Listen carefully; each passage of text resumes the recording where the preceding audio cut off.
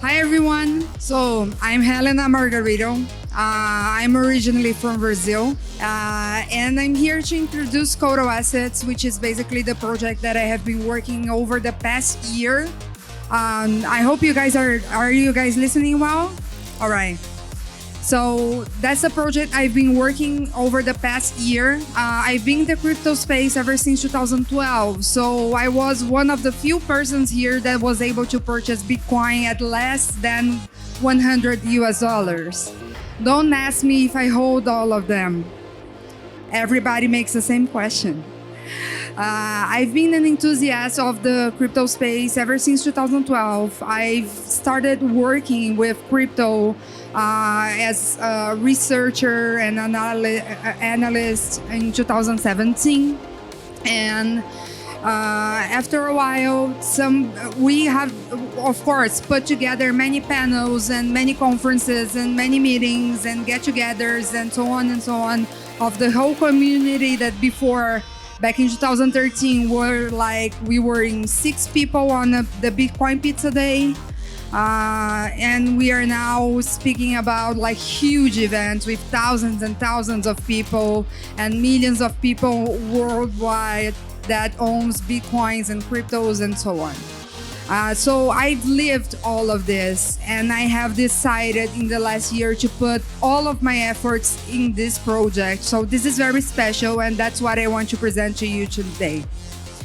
So the topic of my presentation is the future of real estate tokenization. And to introduce the subject here, when we talk about real estate, especially in crypto, it seems really conservative because whatever it brings in terms of return, even though the returns are higher than inflation, higher than the benchmark, higher than whatever, those are never going to be like 1,000% a day, a week, like, I don't know, Dogecoin when Elon Musk tweets something, or Baby Doge in the past month, or Shiba Inu or whatever. But when we are talking about structuring a whole investment portfolio, real estate makes a lot of sense, especially these days, and especially after what we have lived in the crypto space in 2022 with the bear market. Almost everybody lost money last year in the crypto space, right? So when we want to structure, we want to make sure that we structure our investments in a way that we have some exposure to risk, of course, but we need to have a safe haven, and that's where real estate enters. Why is that historically? Because the quantity of land in the world is not going to increase. We only have one world, and this world has XYZ number of lands, and that's it.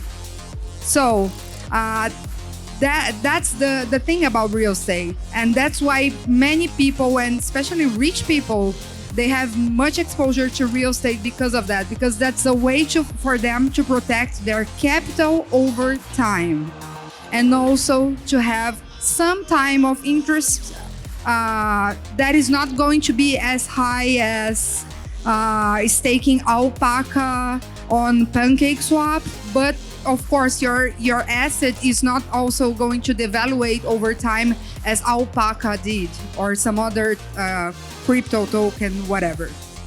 All right. So when it comes to the real estate market itself, what we see today, mostly every country, someone needs to take that away.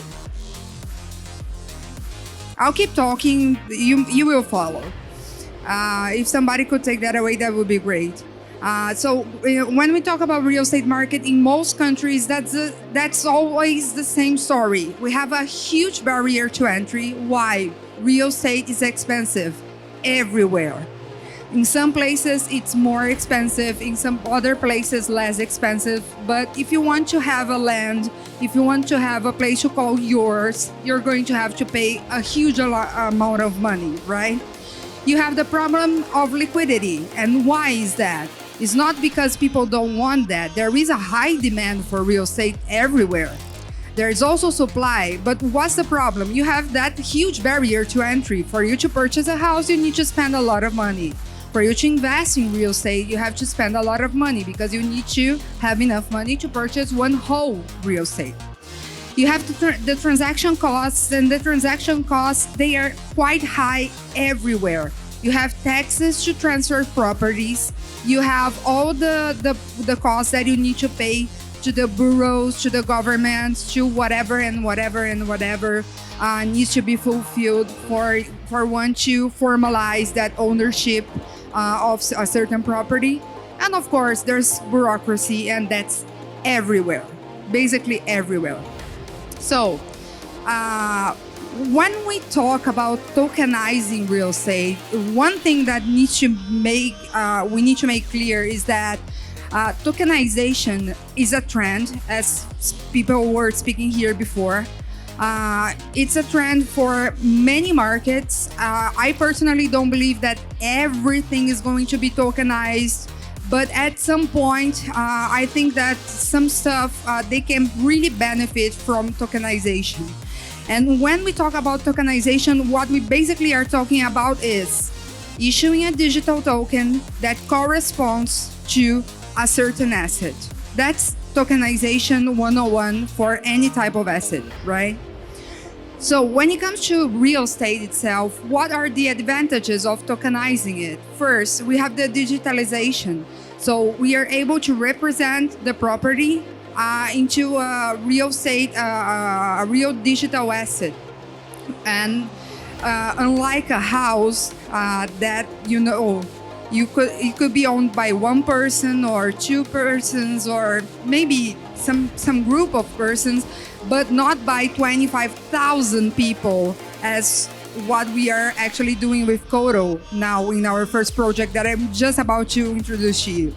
So you have it opens new markets because you're able to invest like everywhere. I can invest in Thailand if I want to. I can invest in Russia. I can invest in Mexico, in Brazil, which is where our first project is located. And you have global access 24/7 as any type of crypto, right? Second great advantage of real estate tokenization is the divisibility. So when you take that huge property that you have and you divide into tiny little fractions, then you democratize the access. You make it easier for anyone that wants to have any type of exposure to real estate investments to be able to do so and to get all the benefits of the economic rights that come from that property. We are going to talk about that a little bit later. But basically, the divisibility is what breaks the biggest barrier to entry the real estate market, and that's huge. I don't. Of course, this is not rocket science. We are not talking about anything that's going to, shake the earth. But this is huge for the real estate market itself. It's already a huge market everywhere. Can you imagine if people actually had access to that in a way that tokenization allows them to? So, with the third great advantage is the transparency. So by using blockchain for issuing and transacting, you're able to see real time whoever owns, which wallet, of course, owns the certain amount of a percentage of the property, where it's being located, it's being transacted. You can see the whole thing and the whole picture of the property real time. And of course, it brings transparency and reliability to the process. And of course, fourth advantage, efficiency. It drastically reduces all the transaction costs because whatever you would need to pay to transfer the whole property, you don't have to pay with tokenization. Whatever you would need to pay for the papers, the bureaucracy, and so on, you wouldn't need to pay anymore. And it reduces bureaucracy as well. So, as I've mentioned before, we are here introducing Kodo Assets. What we are doing is basically this. We are a platform for tokenizing real estate. And because the notaries, the public notaries that register the properties, they are not integrated into blockchains. And that's kind of a mafia, like everywhere. So they don't want to be integrated into blockchains because they are going to lose a lot of money if they do so. There's no way we can talk about a full property tokenization in a way that notaries would not be needed any longer. They will always be needed as long as they live. So how could we tokenize something without having it directly integrated into the blockchain through regulation? What we are issuing, the types of tokens that we are issuing are all security tokens because we are offering an investment.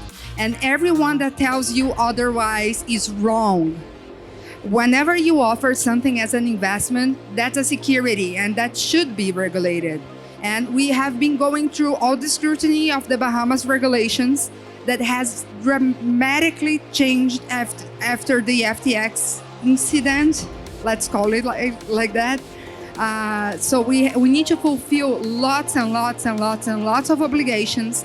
They need to verify that we do have the ownership of the property, that we do have whatever we are saying we have, that we have the capacity, and that we are going to make the distributions the way that we are saying we are going to do, and so on. So basically, we are using regulation as the third trusted party that we need in order to be able to tokenize real estate.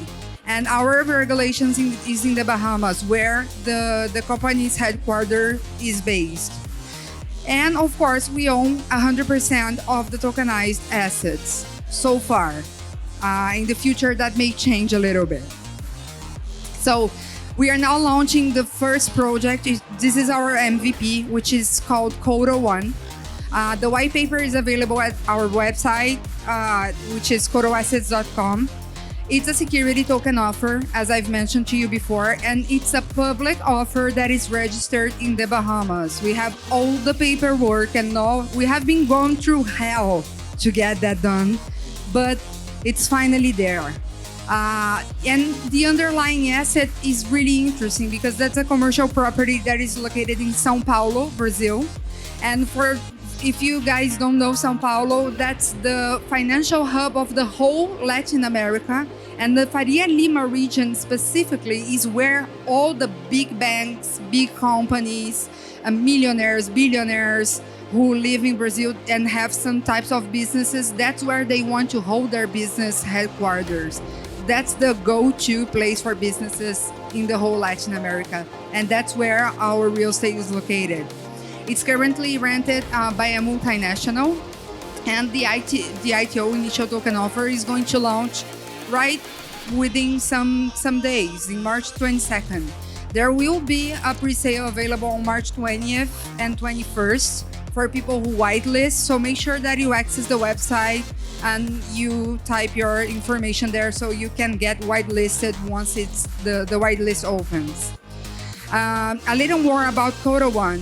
So what it is? It is a token that entitles the owner all the economic rights that derive from the property, meaning whatever rentals it generates will be paid to the token holders directly in their wallet using USDC. Also, capital gains. If we ever sell the property at a gain or at a loss, I doubtfully that will be at a loss, but who knows?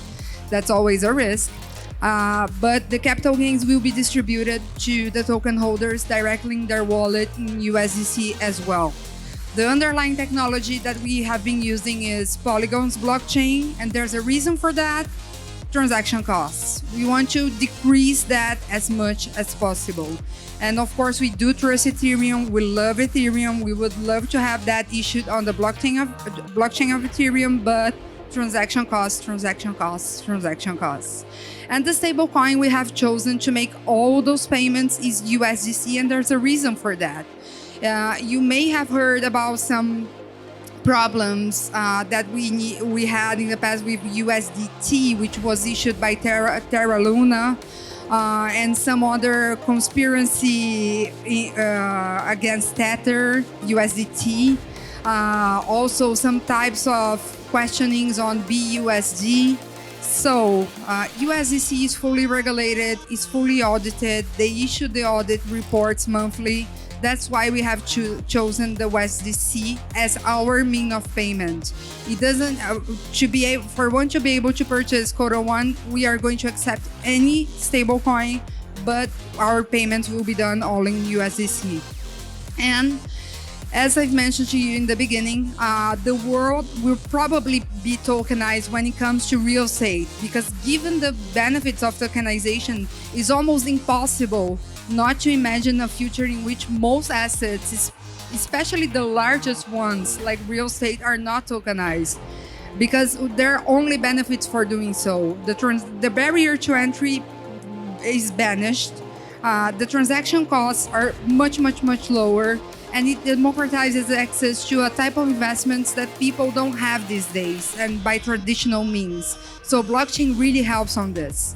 And for Kodo One, our projections are a 15% YOY appreciation in the asset's value. Why? Because the real estate market in São Paulo specifically is really devaluated, especially if compared to sister cities like Chicago and Lisbon. The price per square meter in São Paulo is half the price it is in Lisbon. And given the importance that São Paulo has to the whole Latin America, that shouldn't be like that. So we are probably going to see the price of the real estate go up, and of course the price of the token that has the underlying asset of that real estate is probably going up as well.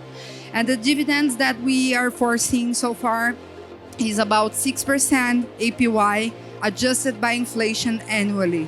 So we are talking about 6% up to the end of the token sale, and 3 months later, then we are going to have a readjustment. That's if you take the last inflation rate, that's going to go up to 6.6, then so on and so on and so on. We've made an exercise, and we have, with the current inflation rates, if you take Kodo One and holds it until 2030, you're able to make almost 200% only in passive income. So that's really interesting, right? So here is our contact information. So please follow us in every social network. And of course, I made your life easier. You can just scan here and you'll be able to find us. Thank you so much for your attention.